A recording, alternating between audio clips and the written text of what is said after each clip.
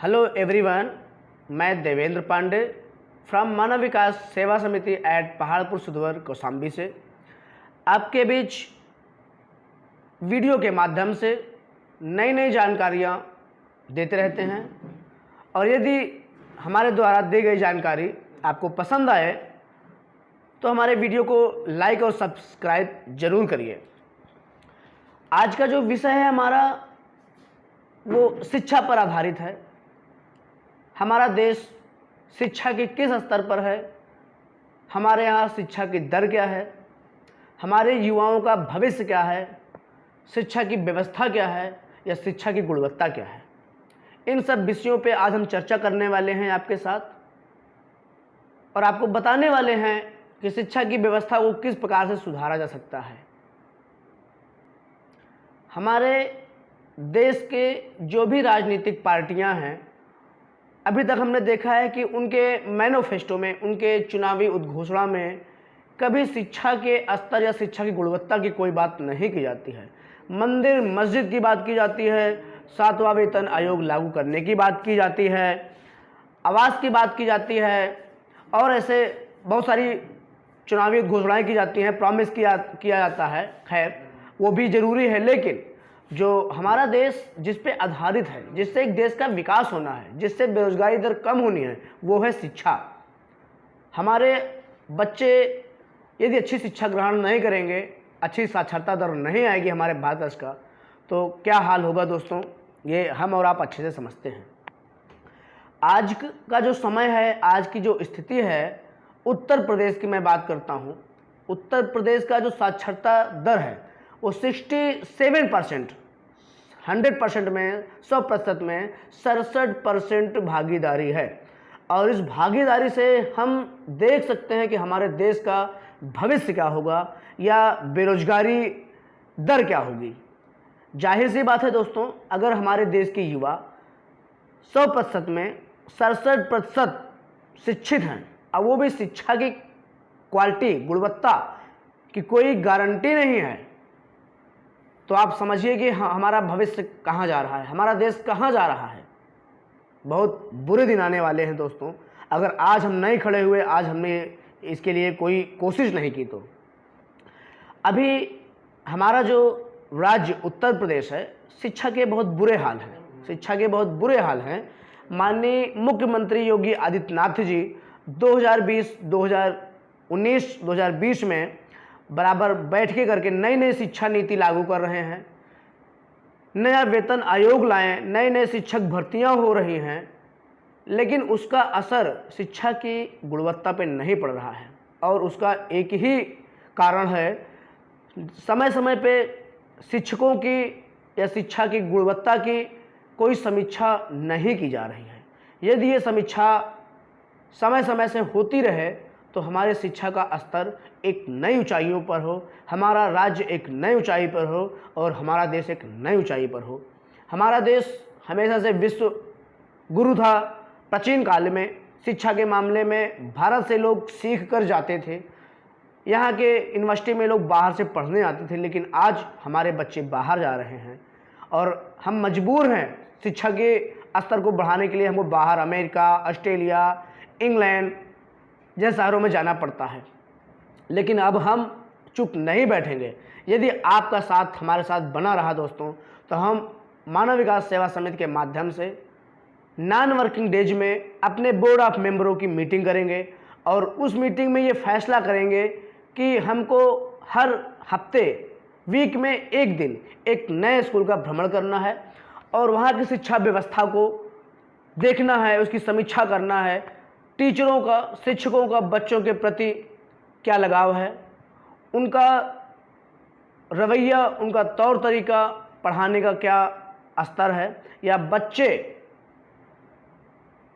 जिनको शिक्षक से कुछ सीखना है, कुछ समझना है, उनके अंदर मानसिकता क्या है।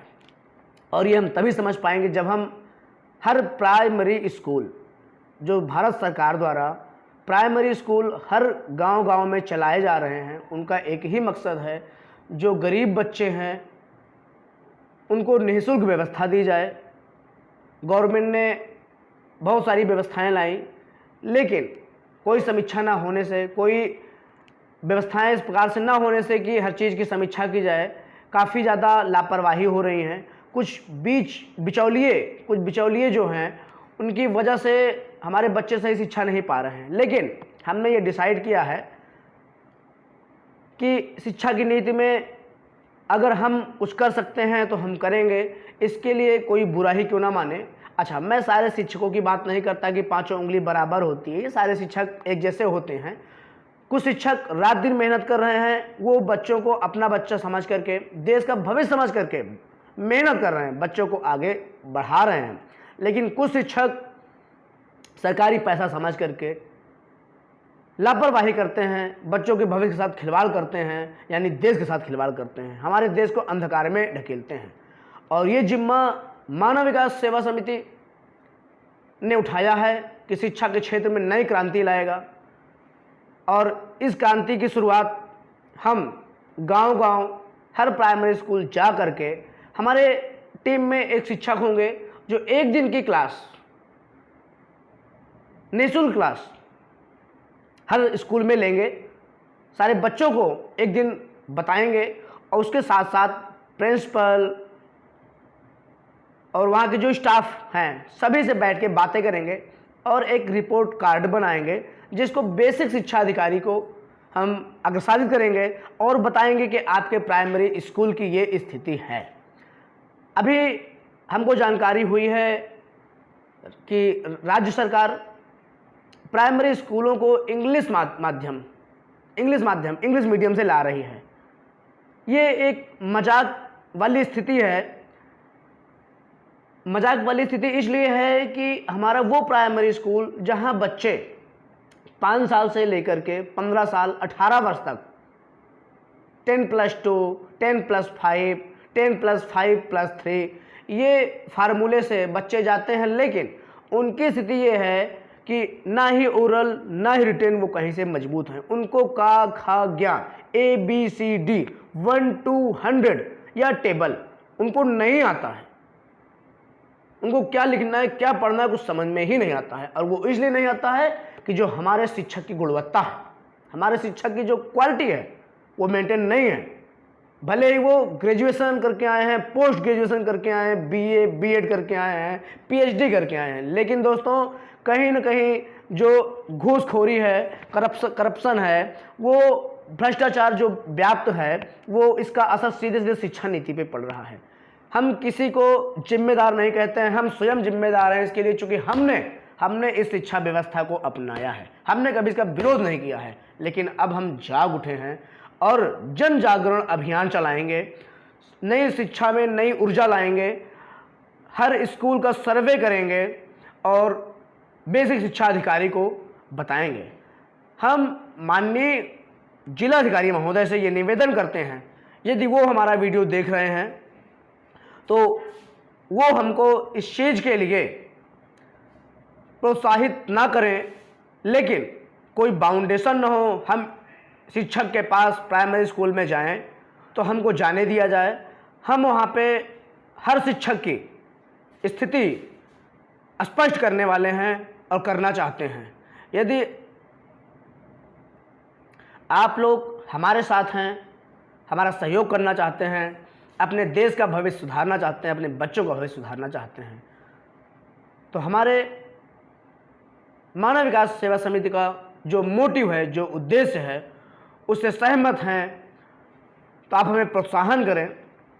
इससे पहले भी विधिक परामर्श, विधिक सेवाएं गरीब लोगों की, असहाय लोगों की, मजबूर लोगों की, पीड़ित लोगों की, प्रशासन से पीड़ित या समाज से पीड़ित हर उन व्यक्ति की हम मदद करना चाहते हैं और करते रहे हैं। और समय समय पे हमारा बोर्ड ऑफ मेंबर, हमारी टीम उनके घर तक जा कर के उनकी व्यवस्था की है, उनकी ज़रूरत पूरी की है, और ऐसी ज़रूरत जिससे कि उनको प्रताड़ित ना होना पड़े। और आगे ऐसी व्यवस्था हम जारी रखेंगे। किसी भी भाई बहन को हमारी आवश्यकता हो, हमारी टीम की आवश्यकता हो, या किसी भी कोई भी विधिक सहायता चाहिए हो तो हमसे सीधा संपर्क कर सकता है। हमारा मोबाइल नंबर है 94556993 311। दोस्तों, हम ऐसे ही आपके बीच आते रहेंगे और नई नई जानकारियाँ देते रहेंगे। आज का जो शिक्षा का के स्तर पे जो बात थी वो हमने आपको बताई। आपको कैसा लगा ये आप हमको कमेंट बॉक्स में कमेंट करके बता सकते हैं। हाँ, कमियां सबसे होती हैं, मैं भी इंसान हूँ, कमियां मेरे से भी हो सकती है। इसका कोई गलत उद्देश्य नहीं था। मेरा उद्देश्य है भारत को शिक्षा के उच्चतम स्तर पर ले जाना, और ये हर भारतीयों की एक सोच है, एक सपना है, और इस सपने को मैं साकार करने वाला हूं यदि आपका साथ ऐसे ही बना रहा। दोस्तों, इसी के साथ आज का वीडियो यहीं पे हम समाप्त करते हैं। दोस्तों, जय हिंद, जय भारत।